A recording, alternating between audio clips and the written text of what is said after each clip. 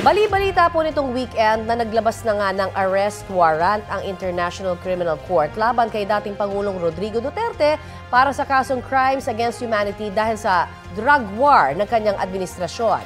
Bagamat walang kumpirmasyon, sinabi ng dating Pangulo sa isang pagtitipon sa Hong Kong na handa siyang magpa-aresto. Balita ang hatid ni Dano Tingkungko. Sa programang pasasalamat kay PRRD with OFW sa Hong Kong, nagsalita sa dating Pangulong Rodrigo Duterte kaugnay sa International Criminal Court o ICC. Kaugnay ito sa lumabas na ulat na may nilabas na raw na arrest warrant ang ICC para sa dating Pangulo para sa umano'y mga pagpatay at pang-aabuso sa karapatang pantao sa war on drugs ng kanyang administrasyon.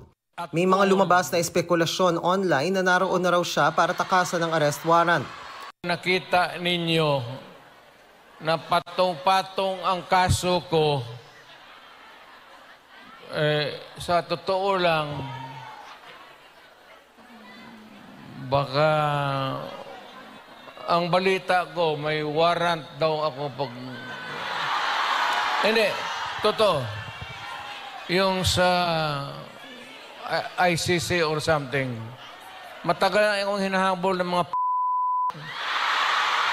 ano man ang kasalanan ko, ako'y raw yung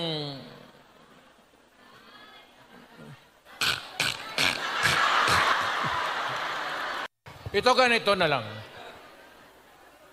O sabi ko, assuming na totoo talaga yung naririnig ninyo, bakit ko ginawa yan? Para sa sarili ko? Para sa pamilya ko, para sa inyo at ang inyong mga anak. Handa raw siyang magpahuli.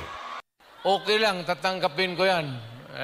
Wala tayong magawa hulihin tayo kung ikulong tayo. Kaya lang, meantime, mag-contribute kayo, baski $5, $10, para paglabas ko sa presuhan, pagawaan ninyo akong monumento katabi ni Rizal. Si Rizal may hawak na libro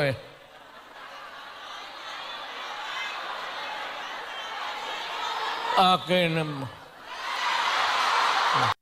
Si Attorney Cristina Conti, ang ICC Assistant to Counsel na humaling sa ICC na imbestigahan ng Duterte drug war, sinabing naghihintay pa raw sila ng kumpirmasyon mula sa ICC kung may warrant na nga o naipadala na ito sa ating gobyerno.